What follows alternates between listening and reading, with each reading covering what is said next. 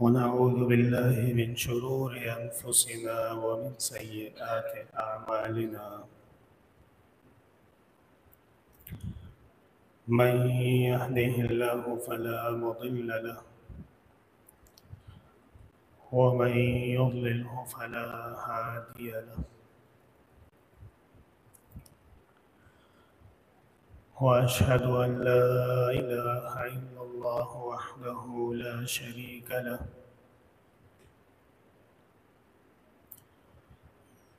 وأشهد أن سيدنا ومولانا محمدا أحمد عبده ورسوله.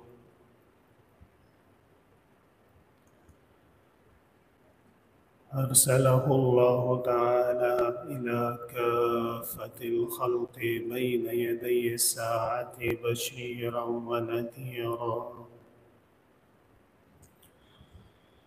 وداعيا إلى الله بإذنه وسراجا منيرا.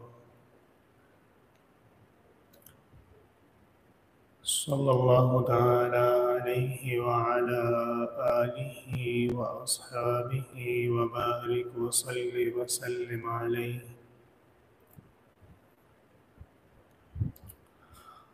أما بعد،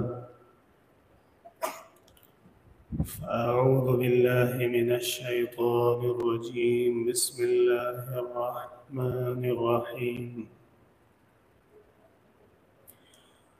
يا أيها الذين آمنوا إن تنصروا الله ينصركم ويثبت أقدامكم. وقال الله تعالى: وما كان المؤمنون لينفروا كافة فلولا نفر من كل فرقة منهم طائفة ليتفقهوا في الدين ولينذروا قومهم إذا رجعوا إليهم.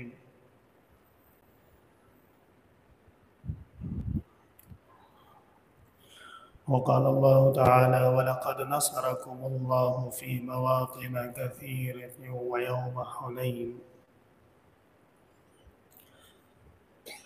وقال رسول الله صلى الله عليه وسلم: الجهاد ماض منذ بعثني الله إلى يوم القيامة.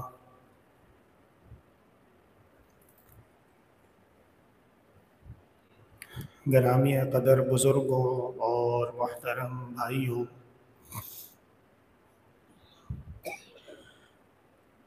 اللہ تعالیٰ نے دین اسلام کے اندر بہت ہی کامل اور اکمل تعلیمات مسلمانوں کے لیے، انسانوں کے لیے، بلکہ تمام کائنات کے لیے نازل فرمائی ہے. اور قرآن کریم ایسی کامل کتاب ہے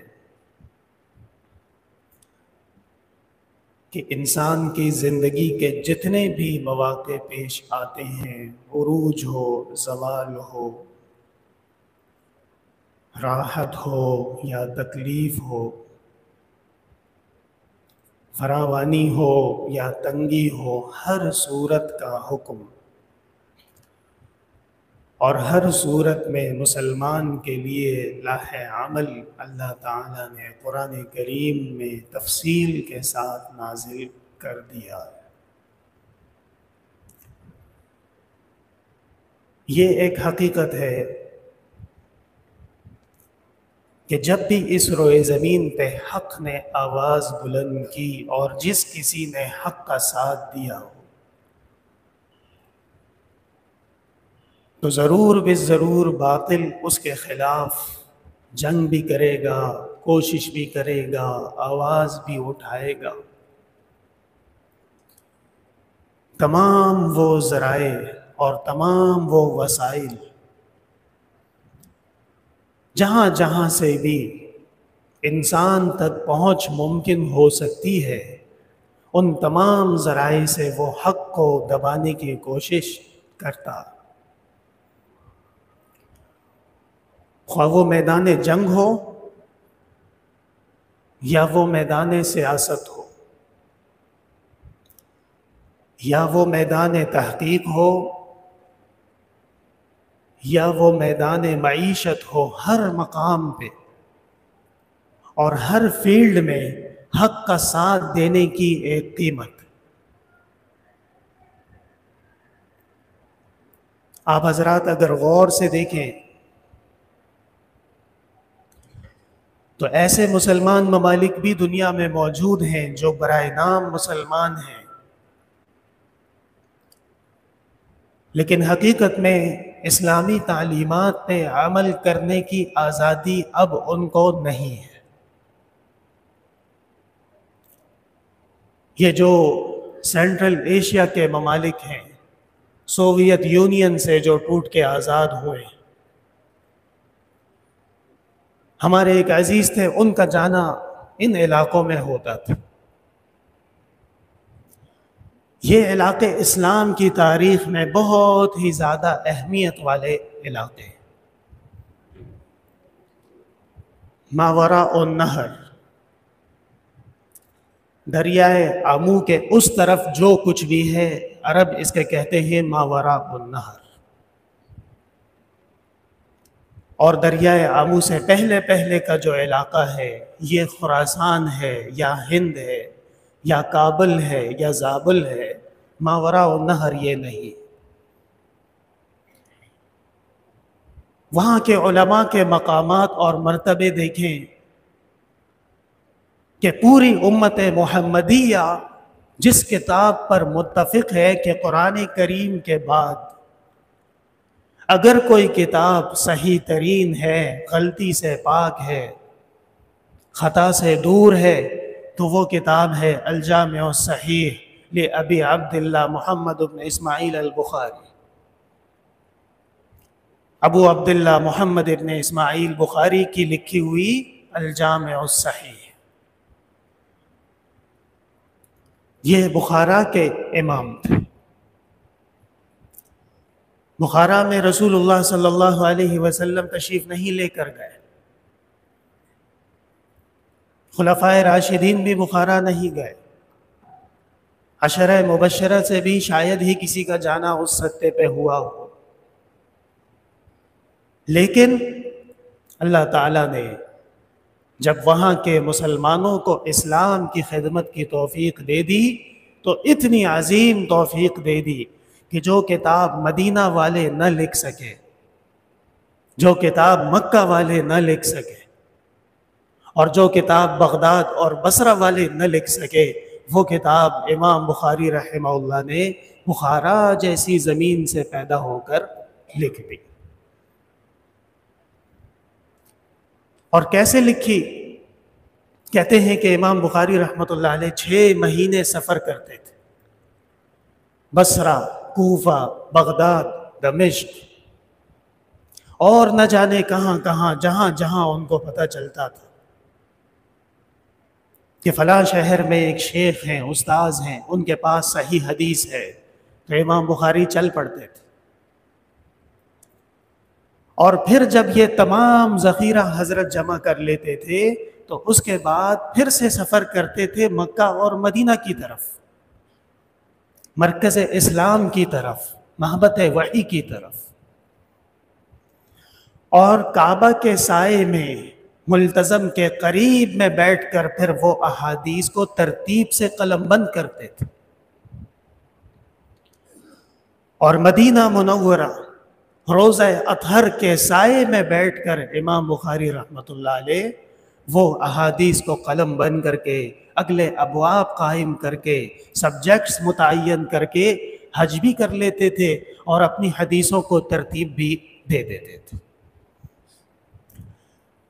بہرحال یہ تو امام بخاری ہے، اس کے علاوہ آپ دیکھ لیں امام ترمذی، بہت بڑے آدمی ہیں، حدیث میں امام ترمذی کا مقام عظیم ہے۔ کہاں کے ہیں؟ ماوراء النہر کے۔ بے شمار ائمہ اور محدثین اسلام کی تاریخ میں ایسے گزرے ہیں کہ وہ جن علاقوں سے تعلق رکھتے ہیں آج اگر ہم اور آپ ان علاقوں میں چلے جائیں اور غور سے ان علاقوں کو دیکھ لیں تو خدا کی قسم دل خون کے آنسو روتا ہے۔ وہ میں نے آپ سے ابتدا میں کہا، ہمارے ایک عزیز کاروبار کے لیے بخارا جاتے تھے، انہوں نے مجھے بتایا کہ بخارا میں اگر کوئی 5 وقت مسلسل نماز با جماعت پڑھ لے تو 6ٹھی جماعت میں اس کے پیچھے حکومت کی ایجنسی آ جاتی ہے اور ان سے کہتی ہے کہ خیر تو ہے، کیوں بار بار مسجد آ رہے ہو؟ اور اگر کوئی تبلیغ پہ نکل جائے تو اس کے خاندان کو اتنا تنگ کر دیا جاتا ہے کہ ان کے خاندان والے یا تو ملک چھوڑ دیتے ہیں یا اپنے رشتہ دار سے لا تعلقی کا اعلان کر دیتے ہیں۔ مت بھولیے گا یہ وہی بخارا ہے جہاں بخاری شریف کے مصنف مؤلف پیدا ہوئے۔ ترمذ چلے جائیے، آج وہاں کا آپ حالات دیکھ لیں تو محض انگریزوں کی گھومنے پھرنے کی ایک ٹورسٹ سپاٹ بنا ہوا ہے۔ مدارس کی دیواریں اور عمارتیں موجود ہیں، بڑے بڑے دارالحدیث اور بڑے بڑے دارالاقامہ مدرسوں کے نام سے آج بھی اس جگہ کو مدرسہ ہی کہتے ہیں۔ بخارا کا مدرسہ، ترمذ کا مدرسہ، نیشاپور کا مدرسہ، لیکن ان مدارس میں اب کیا ہو رہا ہے؟ اتیت دیار لیلا اقبل ذل جدار وما حب الدیار شغفن قلبی ولكن حب من سکن الدیار۔ متنبی کہتے ہیں میں اپنے محبوب کے در و دیوار کو دیکھا تو رو پڑا، اور در و دیواروں سے کسی کو محبت نہیں ہوتی، محبت ان لوگوں سے کی جاتی ہے جو اس در و دیوار میں رہتے ہیں۔ تو یہ جو اتنی بڑی تبدیلی، اتنا بڑا نقصان ہو چکا ہے، اس کی کیا وجہ تھی؟ ایک وجہ تھی، جہاد وقت پہ فرض ہو چکا تھا اور کیا نہیں۔ سوویت یونین اور کمیونزم نے جب ان کے اوپر یلغار کی تو اس وقت ان کی پوزیشن بالکل بھی ایسی نہیں تھی کہ وہ کافر کے ساتھ لڑ سکتے ہیں۔ کوئی ان کے پاس جنگ و جہاد اور اپنے دفاع کے لیے انتظامات نہیں تھے۔ اس کی سزا کیا ہوئی کہ ان کے اسلاف میں امام بخاری اور امام ترمذی لوگ جیسے لوگ پیدا ہوئے، اور آج انہی کی نسلوں کی جو حالت ہے وہ بیان کرنا میرے لیے ممکن نہیں۔ میرے محترم بھائیوں، اب بات کوئی ڈھکی چھپی نہیں ہے۔ اسلام نے بارہا اعلان کیا کہ کافر کے مقابلے میں تیاری کرو۔ اسلام نے بارہا خبردار کیا، یا ایھا الذین آمنوا ما لکم اذا قیل لکم انفروا فی سبیل اللہ اثاقلتم الی الارض۔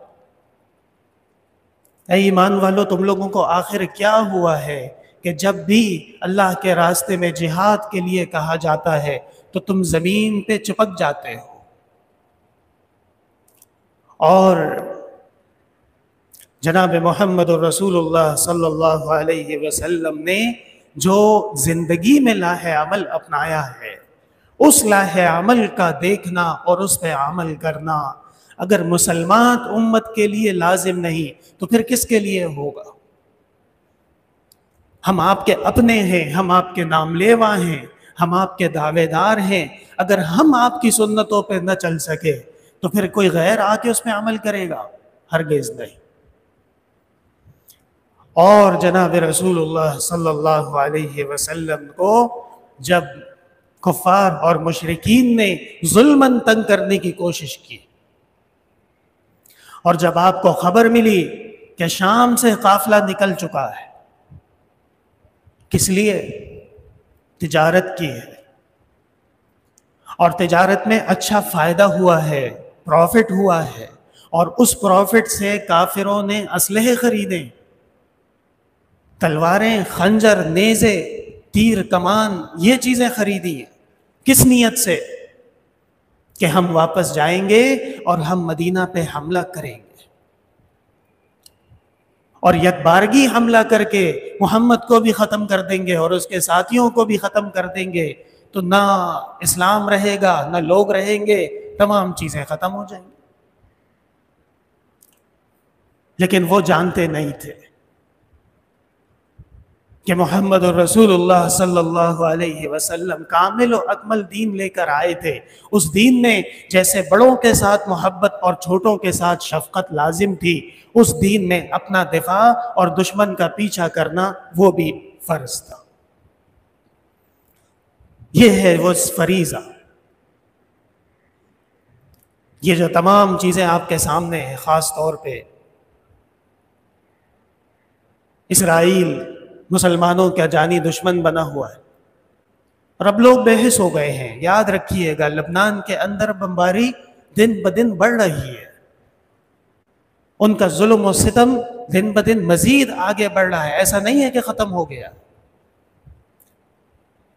اور بے ایمان ذلیل نتن یاہو نے دھمکی دی ہے کہ غزہ سے زیادہ برے حال میں لبنان کا کروں گا۔ ایسی صورتحال میں ہمیں چاہیے کہ ہم وہی طریقہ اپنائیں، قطع نظر اس سے کہ دشمن کتنے زیادہ ہیں اور مشکلات کتنی زیادہ ہیں۔ جناب محمد الرسول اللہ صلی اللہ علیہ وسلم اللہ کے نبی اور رسول تھے، اور آپ کے جو مقتدا انبیاء کرام گزرے ہیں، ایک ایک کر کے دیکھتے جائیے۔ مثلا حضرت ابراہیم علیہ السلام، رسول اللہ صلی اللہ علیہ وسلم کے جد امجد، ہم سب کے جد امجد۔ ایک شخص نے آپ سے کہا یا خیر البریہ، آپ نے فرمایا ذاک ابراہیم۔ کسی نے آپ سے کہا آپ کائنات کے بہترین شخص ہیں، آپ کی تواضع، آپ کے اخلاق حسنہ دیکھیے، آپ نے فرمایا مجھے ایسا نہ بولو، یہ ابراہیم کا لقب ہے۔ علماء کہتے ہیں تواضع ہے۔ حضرت ابراہیم علیہ السلام کتنی مشکلات میں، اپنے گھر میں مخالفین موجود ہیں۔ یا ابت لم تعبد الشیطان، ابا جان شیطان کی عبادت چھوڑ دیجئے۔ یہ کیا ہے؟ یہ جہاد باللسان ہے، زبان سے جہاد ہو رہا۔ یا ابت انی اخاف ان یمسک عذاب، اے ابا مجھے یہ ڈر ہے کہ آپ کو عذاب پکڑ لے گا اللہ کی نافرمانی کا۔ یا ابت لم تعبد ما لا يسمع ولا يبصر، ابا ایسی چیزوں کی عبادت نہ کریں جو نہ سنتے ہیں نہ دیکھتے ہیں، ولا یغنی عنک شیئا، اور آپ کو ذرہ بھر فائدہ بھی نہیں دے سکتے۔ جواب کیا ملا؟ لَأَرْجُمَنَّكَ، ہم پتھروں سے مار دیں گے آپ کو۔ اور پھر اپنی قوم کے ساتھ جو مشکلات پیش آئی، بتوں کو مار ڈالا، ختم کر دیا، توڑ دیا۔ انہوں نے کہا ابراہیم کو جلا دو، کسی نے کہا ابراہیم کو نکال دو، کسی نے کہا قید کر دو، کسی نے کہا سزا دے دو۔ تو سوال یہ ہے کہ کیا ان تمام مشکلات کے باوجود حضرت ابراہیم علیہ السلام دین حنفی سے ہٹ گئے؟ نہیں ہٹے۔ اور یہی انبیاء کا وتیرہ ہوتا ہے، یہی انبیاء کا وہ عظیم اسوہ حسنہ ہوتا ہے کہ قرآن کریم کہتا ہے کہ وَقَدْ مَكَرُوا مَكْرًا وَمَكَرْنَا مَكْرًا، یہ ایسی سازشیں کرتے ہیں وَإِنْ كَانَ مَكْرُهُمْ لِتَزُولَ مِنْهُ الْجِبَالُ، کہ ان سازشوں کی وجہ سے اگر پہاڑ بھی ہوتا تو وہ جگہ چھوڑ دیتا، اتنی خطرناک سازشیں ہو چکی۔ حضرت صالح علیہ السلام کی قوم نے حضرت کے ساتھ کیا کیا؟ پہلے ڈیمانڈز رکھی، بتائیے آپ اللہ کے رسول ہیں، ثابت کیجیے۔ ایک اونٹنی منگوائیے اور اس کے ساتھ بچہ بھی ہو۔ محیر العقول باتیں ہیں، کسی کی بس کی بات نہیں ہے سوائے اللہ کے فضل کے۔ معجزہ اسی کو کہتے ہیں جو عاجز کر دے آدمی کو۔ حضرت نے اللہ سے دعا کی اور وہ دعا پوری ہو گئی۔ پھر وہ مکر گئے کہ نہیں جی، یہ تو ہمارا پانی پی گئی، سارا ہماری ساری گھاس کھا گئی، ہم اس کو قتل کریں گے۔ وَكَانَ فِي الْمَدِينَةِ تِسْعَةُ رَهْطٍ يُفْسِدُونَ فِي الْأَرْضِ وَلَا يُصْلِحُونَ، شہر میں 8 غنڈے تھے جو آپس میں مل گئے اور انہوں نے کہا کہ ہم اس اونٹنی کو بھی مار دیتے ہیں۔ قَالُوا تَقَاسَمُوا بِاللَّهِ لَنُبَيِّتَنَّهُ وَأَهْلَهُ، آپس میں قسمیں کھائی تھی کہ حضرت صالح کو بھی قتل کرنا ہے اور ان کے گھر والوں کو بھی قتل کرنا. یہ ہے باطل. کیا حضرت صالح جادہ حق سے ہٹ گئے؟ ہرگز نہیں. کیا حضرت صالح علیہ السلام توحید چھوڑ دی؟ اور کیا ڈیمانڈ تھی ان کی؟ ایک ہی ڈیمانڈ تھی کہ یہ آپ ایک اللہ کی عبادت کی جو بات کرتے ہیں یہ چھوڑ دیجیے. ہرگز نہیں. حضرت شعیب علیہ السلام کی قوم نے دھمکی دی کہ آپ کوئی خاص آدمی نہیں ہیں، ہم آپ کو ایسا کر دیں گے کہ آپ یاد رکھیں گے. حضرت شعیب علیہ السلام نے فرمایا تمہاری مرضی جو چاہو کرو، لیکن یاد رکھو مجھے میرے رب نے جو حکم دیا ہے ایک خدا کی عبادت کا، میں مروں یا جیوں اس حکم کے اوپر میں قائم. نہیں ہٹے اپنے منصب سے. حضرت موسیٰ علیہ السلام کے واقعات ہر مسلمان جانتا. قرآن کریم میں رسول اللہ صلی اللہ علیہ وسلم کے بعد اگر کسی پیغمبر کا سب سے زیادہ ذکر ہے تو وہ حضرت موسیٰ ہے. مفسرین فرماتے ہیں اس لیے کہ ایک تو ہمارے قریب میں گزرے ہیں، اور دوسرا یہ کہ ان کی قوم جو ان کا نام لیوا ہے ان سے ہمارا واسطہ پڑتا رہتا ہے. زمانہ امن میں لوگ سوچتے ہیں جی کون سا واسطہ پڑتا ہے، ہمارا یہودیوں سے کیا لینا دینا. آج دیکھ لیجئے. اور حضرت موسیٰ علیہ السلام بہت ہی زیادہ آزمائشوں سے کامیاب ہو کے نکلے، بہت ہی زیادہ کٹھن امتحانات سے سرخرو ہو کے سرفراز ہو کے آگے بڑھے ہیں. اس لیے اللہ تعالیٰ نے آخری امت کو ان کی مثالیں بے شمار دے دی. ایک یتیم بچے کی کیا حیثیت ہوتی ہے. اور دوسری طرف فرعون وہ کہ مورخین کہتے ہیں کہ 300 سال تک جب اس کو بخار بھی نہیں ہوا اور 300 سال تک اس کے سر میں درد بھی نہیں ہوا تو اس نے کہا انا ربکم الاعلی، سب سے بڑا خدا میں ہوں. وہ فرعون جو کہتا تھا ھذہ الانہار تجری من تحتی، یہ دریا میرے حکم پہ چل رہے ہیں. اور فرعون ذی الاوتاد، اور وہ فرعون جو لوگوں کو دیوار میں چن دیتا تھا، زندہ کیلے ٹھوک کے دیوار میں لگا دیتا تھا سولی پہ، یہ فرعون تھا. اور وہ فرعون کہ جس کے نام سے مائیں بچوں کو ڈراتی تھی بنی اسرائیل کی کہ شور نہ کرو ورنہ فرعون کو آواز چلی جائے گی، چپ ہو جاؤ. اللہ تعالیٰ نے اسی کے گھر میں ایک ایسا انسان پیدا کر دیا کہ انہوں نے فرعون کا بھی تیا پانچا کر دیا، اور فرعون کے جو رفقا اور ساتھی تھے وہ بھی تباہ و برباد ہو گئے. لیکن حضرت موسیٰ علیہ السلام نے کیا حق چھوڑ دیا؟ ہرگز نہیں. ایک قدم پیچھے نہیں ہٹے. اور پھر یہاں سے آگے چلیے جناب محمد الرسول اللہ صلی اللہ علیہ وسلم. اپنے خاندان میں دشمن بے شمار تھے، اپنے شہر میں دشمن بے شمار تھے. آپ کو آپ کے گھر سے نکالا گیا، آپ نے فرمایا اوذیت فی اللہ ولم یؤذ احد، اللہ کے لیے جو تکلیفیں مجھے دی گئی ہیں ایسی تکلیفیں کسی اور کو نہیں دی گئی. وَأُخْرِجْتُ فِي اللَّهِ وَلَمْ يُخْرَجْ أَحَدٌ، اللہ کے لیے مجھے جس طریقے سے نکالا گیا اس طریقے سے کسی اور کو نکالا نہیں گیا ہے. اور بنی کنانہ کی شعب میں بہت بڑا جرگہ ہوا، میٹنگ ہوئی،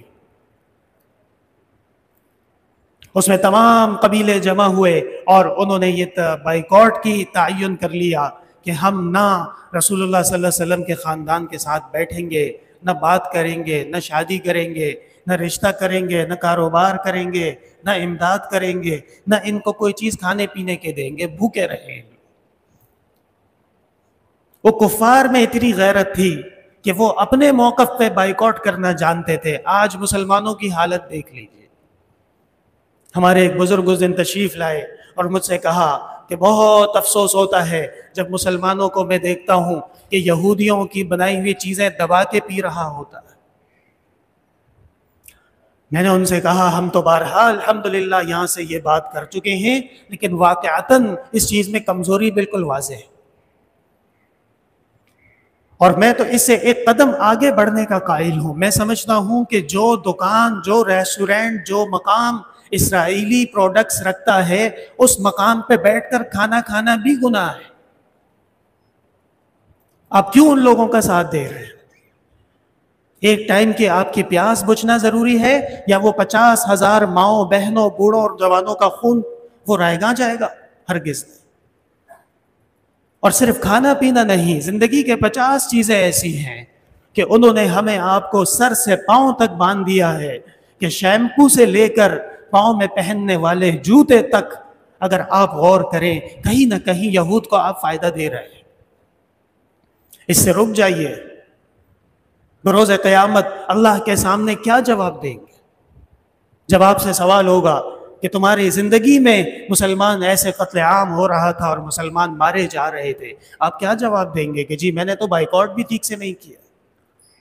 اور یاد رکھیے، اگر یہ طریقہ اور یہ سلسلہ جاری رہا تو وہ دن دور نہیں ہے کہ جس دن اسرائیل ہم پہ اور آپ پہ مسلط ہوگا، غلامی کرنی پڑے گی۔ اس سے پہلے ہمارے لیے جس طرح ہم عبادت کرتے ہیں تو ہم نماز پڑھتے ہیں، نماز میں کیا چیز ہے؟ اتباع سنت۔ رسول اللہ صلی اللہ علیہ وسلم نے کس طریقے سے نماز پڑھی، کس طریقے سے نوافل پڑھے، کس طریقے سے دعا مانگی، ایک ایک چیز کی تفصیل مسلمانوں کے پاس اللہ کے فضل سے موجود ہے۔ ابلاغ اور تبلیغ کے ایک ایک اصول الحمدللہ مسلمانوں کے پاس موجود ہے۔ بیمار پرسی اور عیادت کے لیے بھی جو سنتیں ہیں وہ محفوظ ہیں۔ کسی کے انتقال کر جانے پہ جو کلمات ادا کرنے چاہیے اور جس طریقے سے تسلی دینی چاہیے وہ سب طریقے محفوظ ہیں۔ اسی طرح جہاد بھی محفوظ ہے۔ جہاد ظلم کا نام نہیں ہے، اور جہاد اپنے حد سے آگے بڑھنے کا نام نہیں ہے، بلکہ جہاد اپنی آزادی کو محفوظ رکھنے کی جو جد و جہد ہے، یہ جہاد ہے۔ علماء فرماتے ہیں اگر رسول اللہ صلی اللہ علیہ وسلم بدر میں تشریف نہ لے کے جاتے اور وہاں پہ مشرکین کے گروہ کو سبق نہ سکھاتے تو حالات کچھ اور ہوتے، اور صحابہ کا حوصلہ اور صحابہ کا غلبہ احد میں وہ نہ ہوتا جو بدر کی وجہ سے ان کو مورالٹی مل چکی تھی، مورال بلند ہو چکا تھا۔ اس لیے میرے محترم بھائیوں، ہمیں بھی اس بارے میں اب فکر کرنی پڑے گی۔ کب تک آپ آقاؤں کو راضی رکھیں گے؟ وَلَن تَرْضَىٰ عَنْكَ الْيَهُودُ وَلَا النَّصَارَىٰ حَتَّىٰ تَتَّبِعَ مِلَّتَهُمْ۔ یاد رکھیے گا، یہ نصرانی اور یہودی آپ کو نہیں چھوڑیں گے اس وقت تک جب تک کہ آپ اسلام چھوڑ نہ دیں۔ بات یہ ہے، منافقت بہت ہو گئی۔ ایک طرف اسلامی مملکت کا نام بلند کرتے ہیں اور دوسری طرف اسلامی مملکت والوں کو آگے بڑھنے نہیں دیتے، اور کوئی رکاوٹ نہیں ہے مگر رکاوٹ ایک ہی ہے، اور وہ یہ ہے کہ توکل اللہ پہ نہیں ہے، ڈر لگتا ہے۔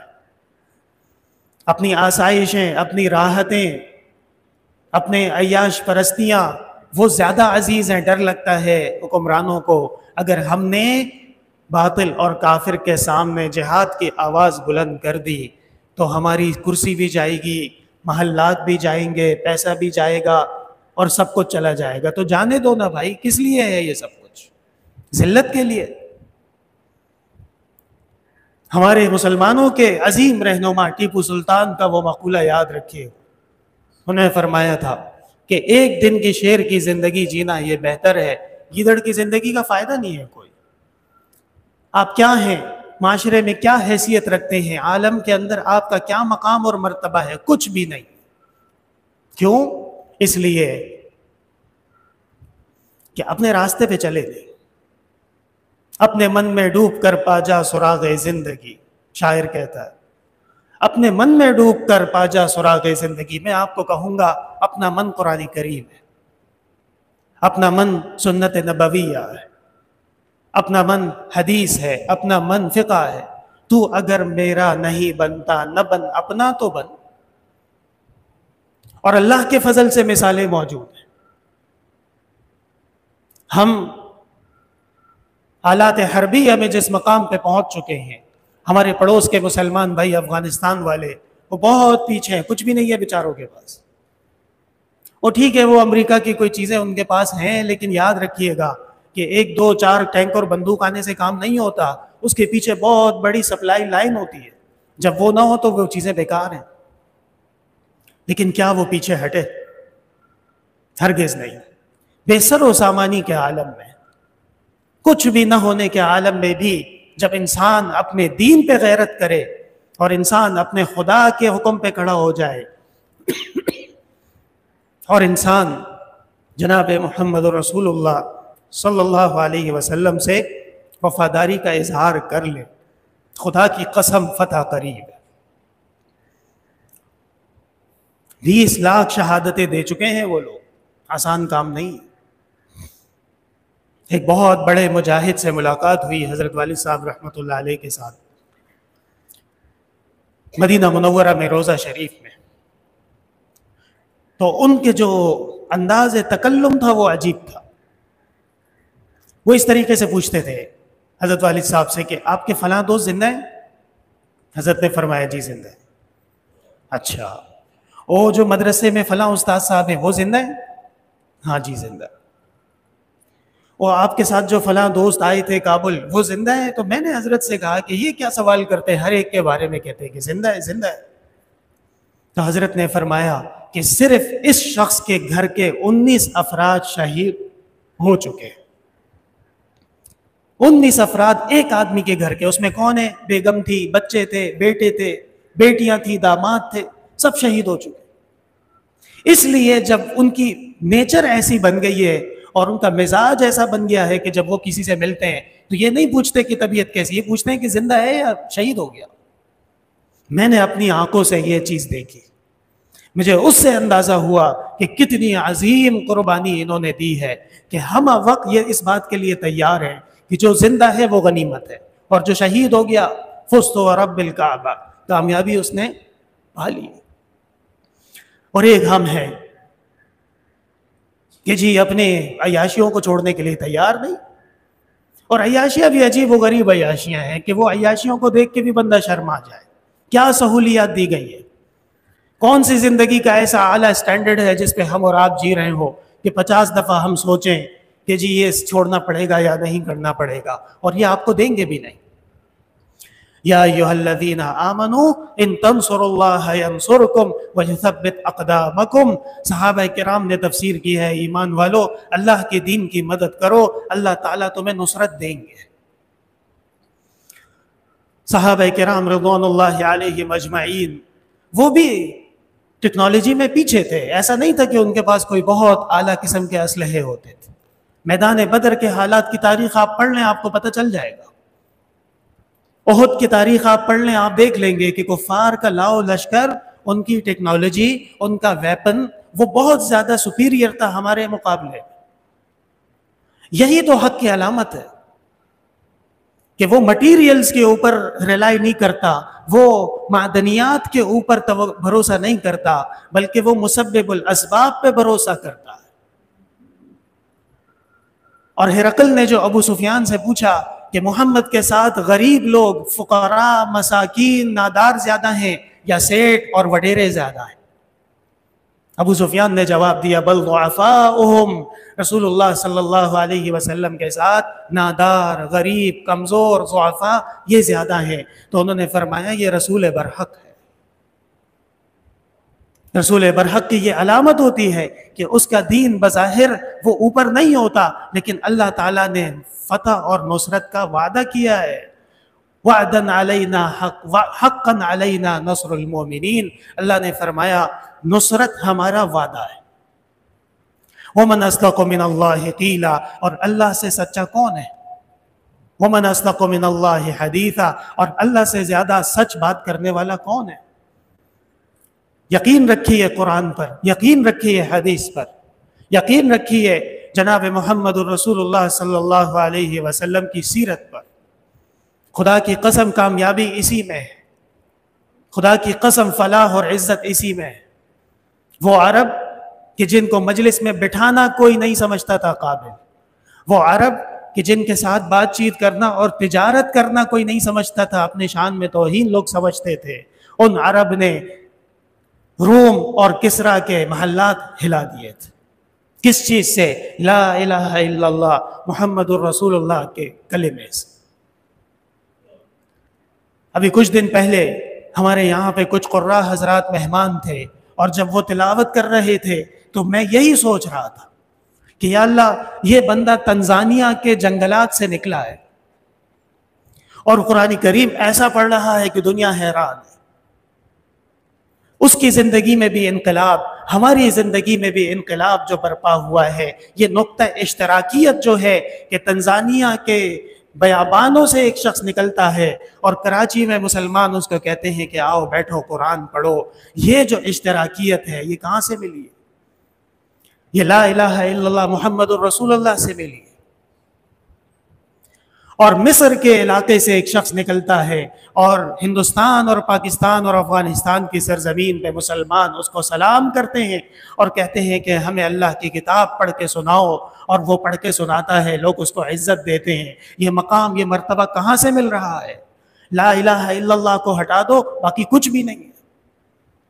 ملک تو چھوڑو، اب تو صوبوں کا اتحاد ہونا مشکل ہو چکا ہے، اور صوبے تو چھوڑو، ایک محلہ دوسرا محلہ کسی چیز پہ متفق نہیں ہو سکتا ہے. اور آپ باتیں بڑی بڑی کرتے ہیں. یاد رکھیے گا، جب تک کہ یہ ہمارے پاس دولت موجود ہے، کون سی؟ لا الہ الا اللہ محمد الرسول اللہ والی دولت. اگر ہمارے پاس کچھ بھی نہ ہو تب بھی ہم اللہ کے فضل سے بہت امیر ہیں. اللہ کے فضل سے ہمارے پاس بہت کچھ ہے، اور ایسا کچھ ہے کہ جو فلاح کے لیے کافی ہے. دنیا کی زندگی چند روزہ ہے، سب کچھ دنیا کا اپنا مدار نہ بنائیے. مانتے ہیں کہ ظلم ہوا، بے شمار مسلمان شہید ہو گئے، لیکن یہ سب دنیاوی سلسلے ہیں. آخرت کے بارے میں بھی تو سوچئے. جس نے شہادت پالی کامیاب ہوا کہ نہیں ہو گیا؟ جس نے اللہ کے دین کے لیے اپنی جان قربان کر دی. جس دھج سے کوئی مقتل میں گیا وہ شان سلامت رہتی ہے. مقتل مرنا تو سب نہیں ہے، کوئی بستر پہ مرے یا کوئی میدان جہاد میں مرے، بہت بڑا فرق ہے. اور یاد رکھیے گا، موت اور زندگی اللہ کے دست قدرت پہ. اسلام کے بہت بڑے کمانڈر، اتنے بڑے کہ ان کا نام لقب پڑ گیا تھا سیف اللہ، اللہ کی تلوار، خالد ابن ولید رضی اللہ تعالی عنہ، سب جانتے ہیں. حضرت خالد کے جسم پہ سر کی چوٹی سے لے کے پاؤں کی انگلی تک کوئی جگہ ایسی نہیں تھی جس پہ زخم نہ ہو. لیکن انتقال کیسے ہوا؟ اپنے گھر میں، اپنے بستر پہ. اور حضرت روتے تھے، زار و قطار روتے تھے کہ ایک خواہش پوری نہیں ہوئی. میدان جنگ کی شہادت چاہیے تھی، وہ نہیں ملی. اور پھر کہتے تھے کہ دنیا کے تمام بزدلوں کو میرا پیغام دے دو. عجیب پیغام. دنیا کے تمام ڈرپوکوں کو میرا پیغام دے دو کہ زندگی اور موت جنگ سے نہیں ہے، زندگی اور موت اللہ کے حکم سے ہے. اس لیے کہ میرے جسم پہ کوئی جگہ ہی نہیں ہے جس پہ زخم نہ لگا ہو جنگ میں، لیکن میں نہیں مرا. تو میرے محترم بھائیوں، اللہ تعالیٰ کے فضل و کرم سے ہم ایسے یتیم نہیں ہیں، ہم ایسے بدحال نہیں ہیں جیسے تصویر پیش کی جا رہی ہے. ہمارے پاس بہت کچھ ہے. ہمارے پاس وہ فلسفہ ہے، وہ نظریہ ہے کہ وہ نظریہ جب دل پہ سرایت کر جائے تو انسان نہ بکتا ہے، نہ لٹتا ہے، نہ پیچھے ہٹتا ہے، نہ غداری کرتا ہے، اور نہ کسی صورت میں وہ دشمن کا ساتھ دیتا. یہ اصل دولت ہے. نظریہ، اسکول آف تھاٹ، ہمارا ایمان جس کے اوپر ہم قائم ہوں گے، اللہ تعالیٰ کے فضل سے ہمیں اللہ تعالیٰ نصرت دیں گے. وَكَانَ حَقًّا عَلَيْنَا نَصْرُ الْمُؤْمِنِينَ. قرآن میں اللہ نے کہا ہے نصر دینا، فتح دینا میرا وعدہ ہے. اگر قرآن پہ یقین ہے اور اللہ کے کلام پہ یقین ہے تو یقین رکھیے گا. اور ہمارے حکمرانوں کو غیرت کرنی چاہیے. جہاد کا اعلان نہیں کر سکتے اس لیے کہ جہاد کے لیے امام وقت ہونا ضروری ہے. امام وقت کون ہوگا؟ یہ لبر چٹو جو کبھی ایک آقا کے سامنے پتلون سیدھی کر کے کھڑا ہوتا ہے، کبھی دوسرے آقا کے سامنے ٹائی باندھ کے پہنچا ہوتا ہے، کہتا ہے میں نے راستہ بدل لیا، ڈر لگ رہا تھا کہ اسرائیلی وزیر اعظم آئے گا تو سلام کرنا پڑ جائے گا.